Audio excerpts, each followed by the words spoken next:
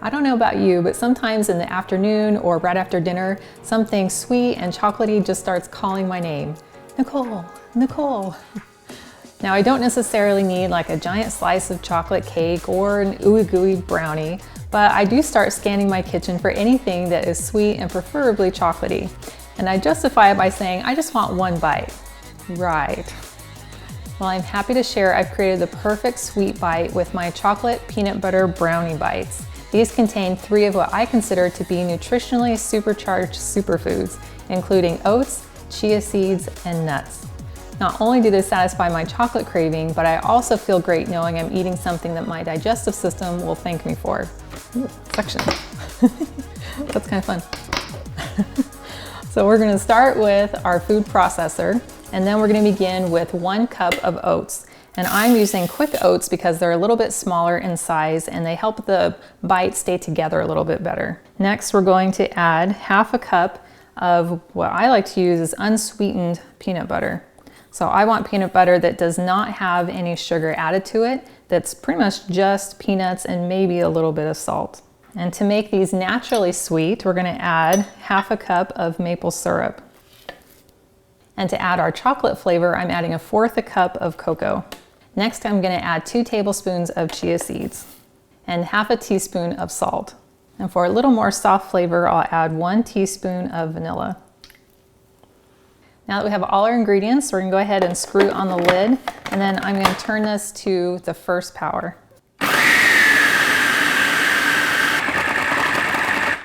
Now it only took about 30 seconds to come together, and you could hear the motor having to work a little bit harder towards the end. So if I take this lid off, what we're looking for is a consistency that is just starting to form kind of like a large ball. So right now we're not getting that yet, so that means our mixture is just a little bit too wet. So what we're going to do is just add a tablespoon at a time, a little more oats to our mixture. I'm just going to add 2 tablespoons, and then we'll mix it again and see if that dries out our dough just a little bit.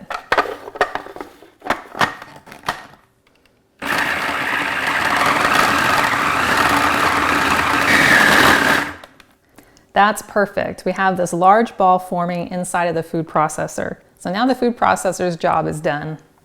Next, you'll want to take a medium-sized mixing bowl, and we're going to empty our mixture into the bowl. And you'll also want to use a fairly sturdy spatula to be able to get the mixture into the bowl. We'll start by removing the blade, and then we'll scrape our mixture out into the bowl.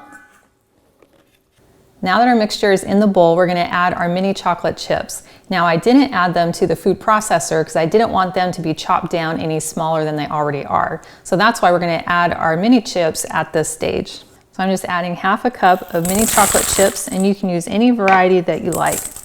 And then I'm just going to use a very low-tech chopping motion.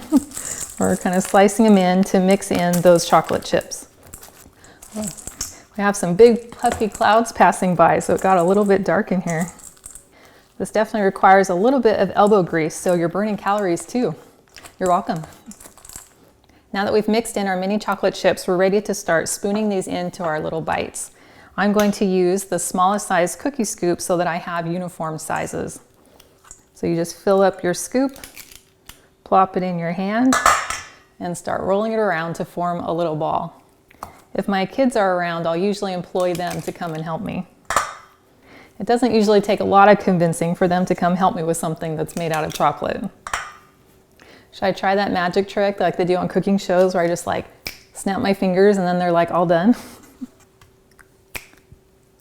Dang it. I guess I need a bigger production budget. Okay, that's enough for now. I'll finish up the rest of these later.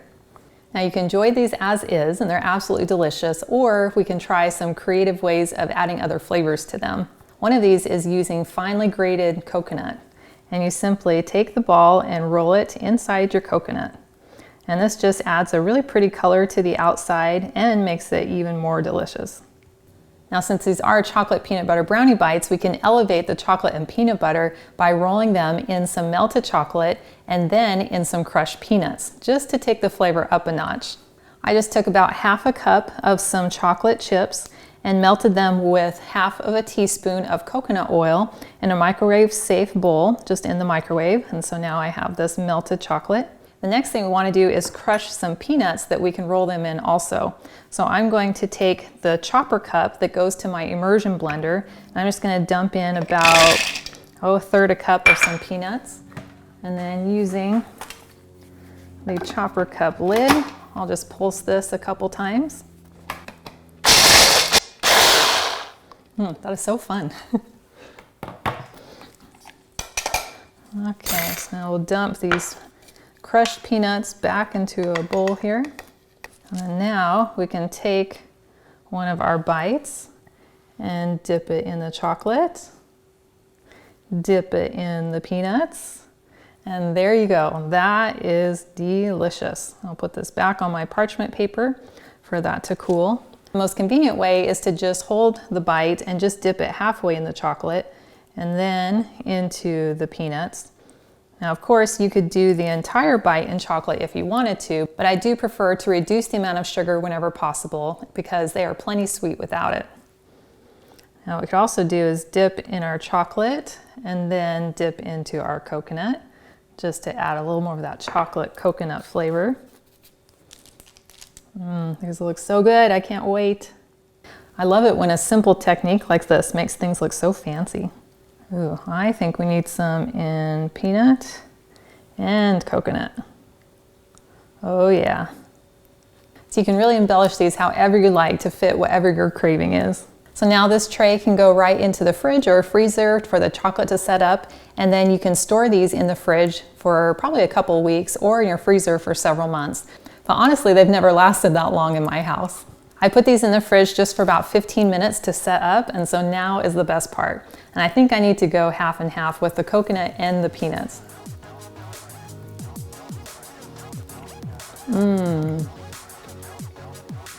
That is so delicious. That is like off the chart on the chocolate meter. But it's not overpoweringly sweet. You get the crunch of the peanuts. You can probably hear them through my microphone. I probably totally have chocolate in my teeth, but it's worth it. And really the best part is knowing that you're meeting your emotional need of something that's just delicious and chocolatey, but you're also eating something that is anti-inflammatory, is easily digestible, and is naturally sweetened. And that definitely contributes to a gentle tummy, which is what I'm always looking for. And I won't judge if you want to add these to your secret mom stash. It's me trying to wink.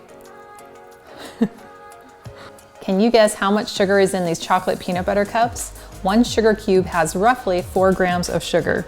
So if you guessed 1, you're cold. You guessed 2, you're getting a little warmer. If you guessed 3, getting a little warmer. If you guessed 4, warmer. If you guessed 5, you're pretty close. There's 22 grams of sugar in these 2 chocolate peanut butter cups. Now compared to 2 of my chocolate peanut butter brownie bites, there's 4 grams, 8 grams. So they have roughly 4 grams of sugar per bite. Sorry, not sorry if I'm the bearer of bad news, but knowledge is power, right? At least we can make better informed chocolate decisions.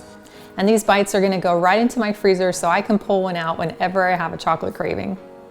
You have to try these. These are so delicious.